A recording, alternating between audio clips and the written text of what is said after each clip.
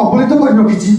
ତମେ ଦେଖିବ ମା ଏ ବାହାଘର ପାଇଁ ବାବୁ ନିଶ୍ଚୟ ରାଜି ହେଇଯିବେ। ବାବୁ ଆପଣଙ୍କୁ ସେ ସରପଞ୍ଚ ବଡ଼ ପାଖକୁ ଯିବାକୁ ପଡ଼ିବନି, ଖାଲି ମତେ ଅନୁମତି ଦିଅନ୍ତୁ। ହନୁମାନ ଭଳିଆ ଯିବି ସୀତା ଭଦ୍ରକୁ କାନ୍ଧରେ ବସେଇ ଉଡ଼େଇ ଉଡ଼େଇ ନେଇ ଆସିବି। ସେ ସରପଞ୍ଚ କିଛି କରିପାରିବନି, ଖାଲି ଜଳତା ହେଇକି ଚାହିଁଥିବ, କାହିଁକିନା ମିଆଁ ବିବି ରାଜି ତ କ୍ୟା କରେଗା କାଜି।